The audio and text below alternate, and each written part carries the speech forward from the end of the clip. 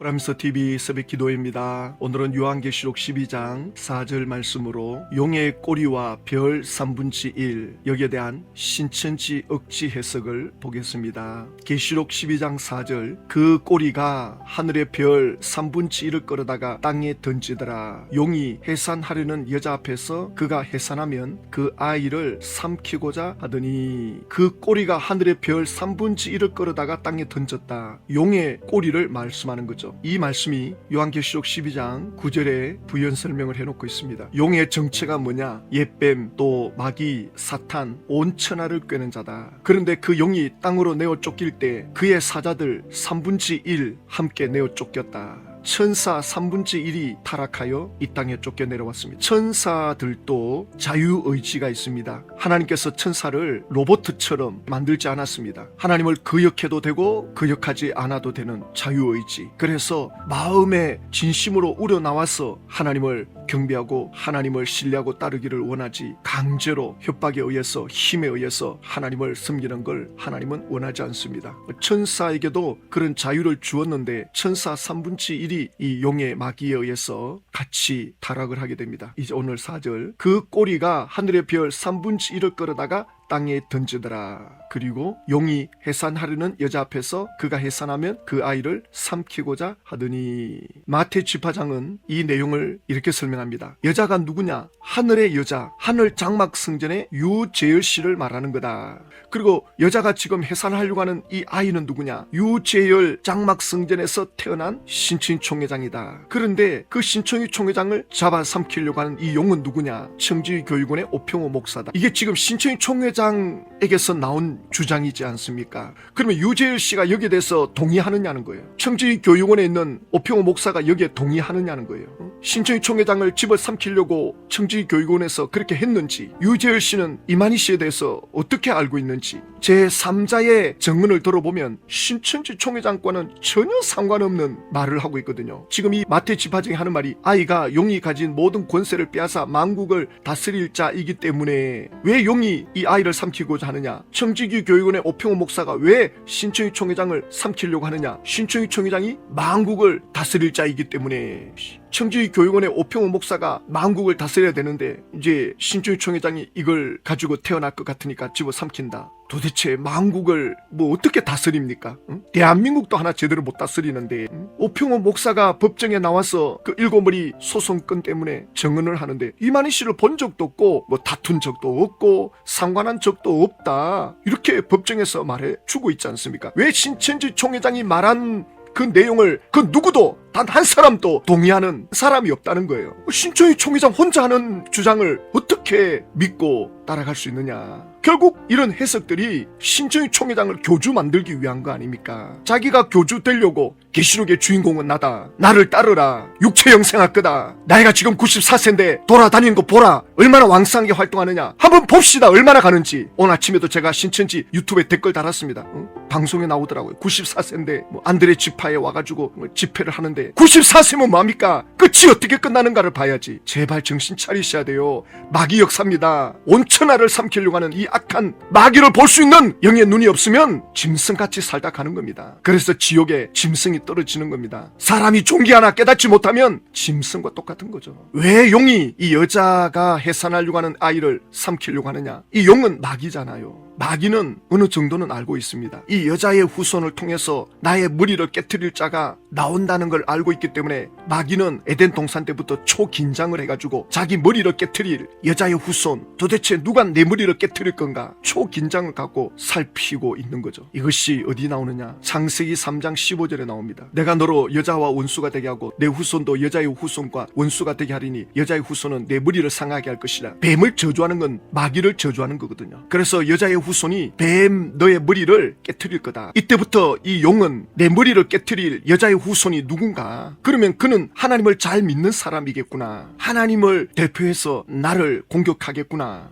그래서 가만히 보니 아벨이 하나님을 잘 섬기거든요. 아벨이 하나님께 인정을 받으니까 이 아벨을 통해서 내 머리를 깨트리려나? 그래서 그의 형 가인을 부추겨가지고 아인을 죽입니다. 요한 1서 3장 12절에 나오죠. 가인같이 하지 말라. 그는 악한 자에게 속하여 그 아우를 죽였으니. 가인이 마귀에게 이용을 당했다. 그리고 그 다음에 노아가 등장하죠. 노아 시대 때는 마귀가 온 천하의 사람들을 다 타락을 시킵니다. 죄를 짓게 합니다. 하나님을 떠나게 합니다. 그래도 또 거기서 살아남은 노아의 후손들이 번창해 가니까 바벨탑을 쌓게 해가지고는 하나님을 도전하게끔 마귀는 이때부터 끊임없이 여자의 후손을 삼키려고 하나님의 자녀들을 삼키려고 혈안이 돼 있는 거죠. 창세기 12장에 하나님이 아브라함을 부르십니다. 아브라함아, 내 고향을 떠나라. 내가 내게 보여줄 땅으로 가라. 내가 너로 큰 민족을 이루고 내게 복을 주어 내 이름을 창대케 하리니 너는 복이 될지라. 마귀도 이 말을 듣고 있는 거죠. 야, 이 아브라함을 통해서 나를 깨트릴 상대가 나오겠구나. 창세기 15장에 가면 하나님께서 아브라함에게 말씀합니다. 너의 후손이 400년 동안 이방에 객이 되고 또 그 이방은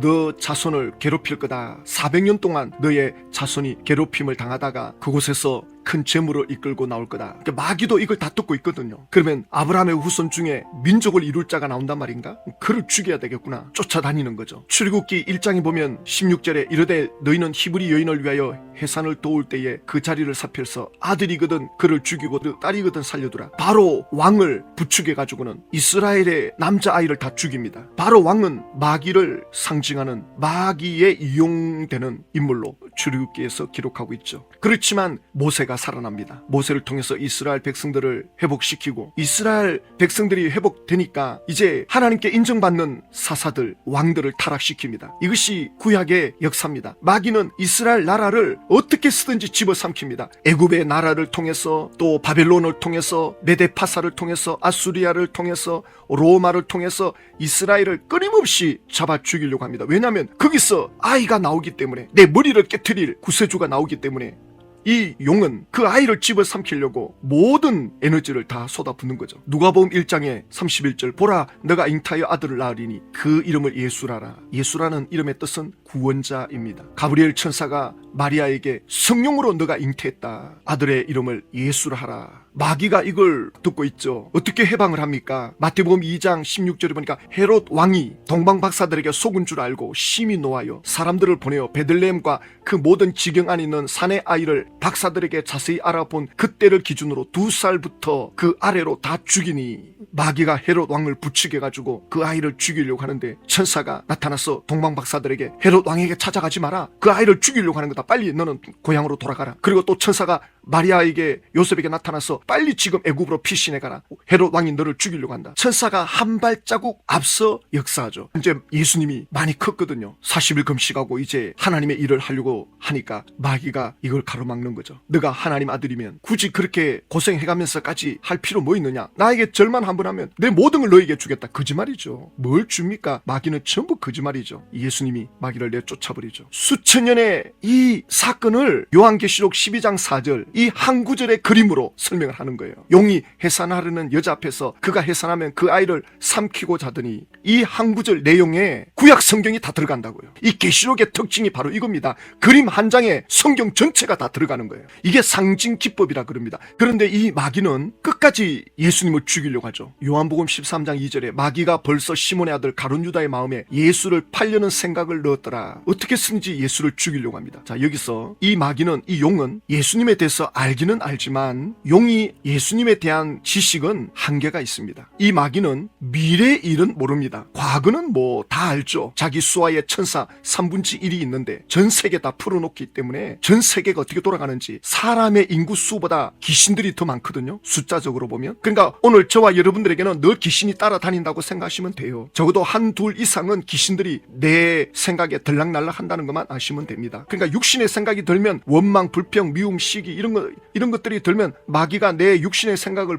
부추기는구나. 내 생각이 썩어 들어가니까 마귀가 파리떼처럼 달라붙는구나. 이런 것들을 감지할 수 있는 이 영의 민감함이 있어야 말을 함부로 하지 않습니다. 기분대로 말 안 하고 감정대로 말 안 합니다. 기분대로 행동 안 합니다. 안 그러면 그냥 기분대로 감정대로 누가 오라면 오고 가라면 가고 먹자 그러면 먹고 마시자 그러면 마시고 죄지자 그러면 죄짓고 그냥 육신의 욕망대로 다 하는 거죠. 그러면 완전히 뭐 마귀가 들락날락 하는 거죠. 마귀는 과거의 모든 정보를 다 다 갖고 있습니다. 그러나 미래는 몰라요. 지금 예수님이 어떻게 내 머리를 깨트릴지는 정확히 모르고 있습니다. 분명히 이 예수가 지금 나의 상대가 된 것 같은데, 나의 적수인데 어떻게 이걸 막아야 되나? 마귀는 이걸 몰라요. 그래서 일단 예수를 죽이고 보자. 그래서 가룟 유다 보니까 가룟 유다가 예수에 대해서 늘 부정적이거든요. 그러니까 그 마음을 타고 예수를 팔려는 생각을 넣어줍니다. 그래서 예수님이 십자가 못 박히는 길로 가는데, 그러나 예수님은 이미 내가 죽으러 왔다, 나는 십자가에 죽는다, 아무도 그걸 믿지 않았습니다. 이게 무슨 뜻인지도 몰랐어요. 마귀도 이게 무슨 뜻인지 몰라요. 제자들도 모르고 그 누구도 이게 뭘 말하는지를 몰라요. 예수님이 유대 종교 지도자들에 의해서 처형당한 것도 아니고 로마 군사들에 의해서 죽은 것도 아니고 이미 예수님은 죽기로 작정하고 오신 겁니다. 예수님이 십자가에 죽으시고 하늘나라로 승천해 올라가면서 요한계시록 12장 9절에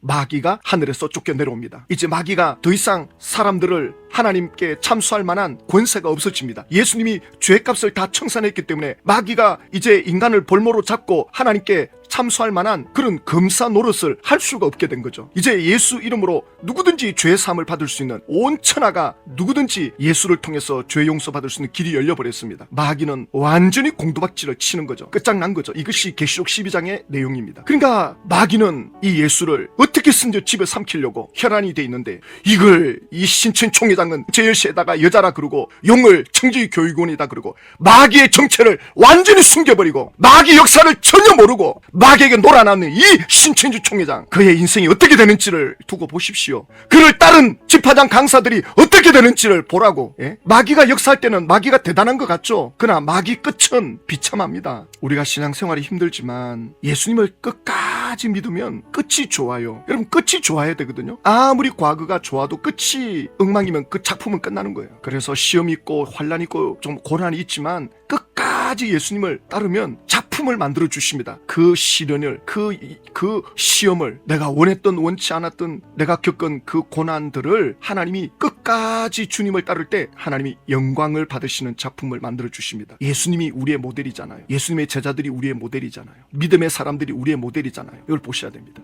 마귀에게 놀아난 사람들은 처음에는 대단합니다. 천하를 다 얻은 것 같아요. 그러나 끝에 가면 비참해집니다. 신천지 끝을 보라고요. 지금은 마귀가 때를 얻어가지고 활동하고 있지만 그의 때가 끝나면 곤두박질 칩니다. 이 용이 그 꼬리를 가지고 하늘의 별 3분의 1을 끌어다가 땅에 던졌다. 천사 3분의 1을 땅으로 집어 던진 거거든요. 그래서 지금 이 땅에 귀신들이 덕실거리는 거죠. 이 내용을 마티 집화장은 이렇게 설명합니다. 꼬리가 하늘별 3분의 1을 끌어다가 땅에 던진다고 하는데요. 이 용꼬리는 이사야 9장 15절을 보니 사단에게 속한 거짓 선지자라고 말씀을 하고 있는 거고요. 이들의 실체는 장막성전 출신의 전도사 17명을 두고서 하시는 말씀이었습니다. 앞에 말 다르고 뒤에 말 다르고 거짓말을 해도 어느 정도로 해야지, 전혀 맞지 않는 모순 덩어리밖에 없는데 말이면 다 말인 줄 알고 이렇게 주서 들은 대로 가르치고 있습니다. 꼬리가 하늘의 별 3분의 1을 끌어다 땅에 던진다. 이 용꼬리는 이사야 9장 15절에 보니 사단에게 속한 거짓 선지자다. 일단 이들의 실체는 장막성전 출신의 전도사 17명을 두고 하는 말씀이고, 이들은 계시록 13장의 우상과 같은 자들이며 계시록 9장의 마병대에 속한 꼬리와 같은 자들이다. 이 내용을 들어가서 하나하나 따지고 보면요, 전부 엉터리입니다. 뭐가 하나 제대로 맞는 게 있습니까? 이사야 9장 15절은 그 머리는 장로라 그러잖아요. 근데 지금 요한계시록 12장 4절은 그 머리는 용이잖아요. 용에서 용꼬리가 나오잖아요. 그런데 지금 이사야 9장은 그 머리는 존귀한 자라 그러잖아요. 그럼 안 맞지 않습니까? 이 머리하고 꼬리하고 맞아야지. 왜 꼬리만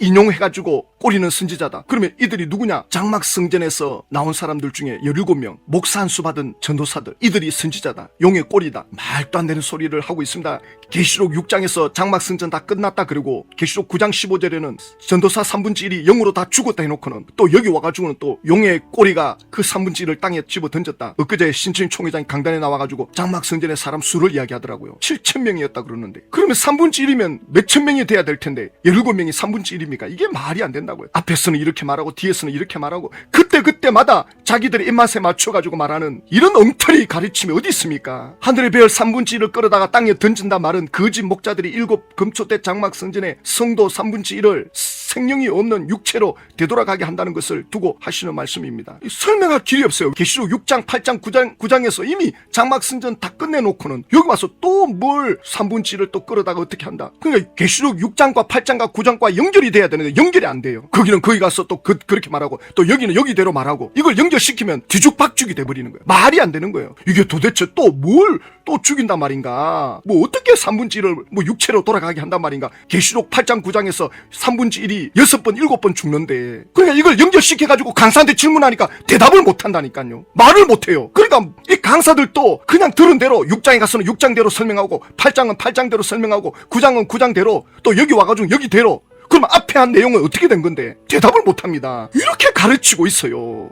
그리고 또 뭐랍니까? 여기 첫사랑이신 예수님을 버리고 장막성전의 사람들이 예수님의 첫사랑을 버렸대요. 아이고, 장막성전의 사람들이 처음에 모여가지고 한 것이 뭔데 그들이 예수 믿었다는 증거가 어디 있습니까? 유재열 씨가 방송에 나와가지고 기자들에게 나는 그때 잘못 믿었다. 내가 구원자인 줄 알았다. 이것이 어찌 예수님의 첫사랑을 한 사람들입니까? 지구 불바다 된다. 사람들 끌어모아가지고 사기판을 벌인 건데. 그러니 신천지 총회장도 마찬가지입니다. 지금 신천지 총회장이 신천지에 오라. 결론이 이거예요. 육체 영생한다는 거예요. 14만 4천 되면 천하를 누린다는 거예요. 이 젊은이들에게 전부 여기에다 혼을 다 빼놓는 거예요. 요즘같이 살기 어려운 시대에 정신을 차리고 깨어서 예수님을 똑바로 믿어도 이게 지금 살기가 어려운 시대인데 이런 호황된 걸 이 젊은이들에게 넣어놨으니 이걸 10년 동안 쫓아가다가 이게 거짓이다라고 드러났을 때 이 젊은이들은 전부 타락합니다. 살 의욕이 없어요. 희망이 없습니다. 신천지가 무너질 때 이 수십만의 청년들이 갈팡지팡이 된다고요. 이거 하나 믿고 따라가고 있는데 육체 행생하면 14만 4천 되면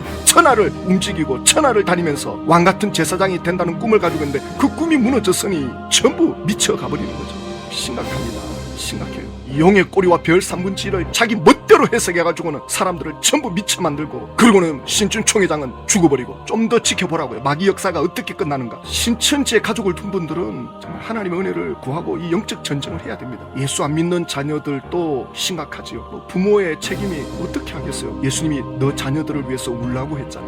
우리가 울어야 되는 거죠. 하나님 아버지, 신천지 계시록으로 집화장 강사들은 자기들도 속고 사람들을 미혹해서 전부 지옥 같은 삶으로 만들어가고 있습니다. 곧 이루어진다는 그날만 바라보고 전부 미쳐가고 있습니다. 하나님의 은혜를 구합니다. 이 일의 역사는 마귀를 묶어 주십시오. 예수님의 이름으로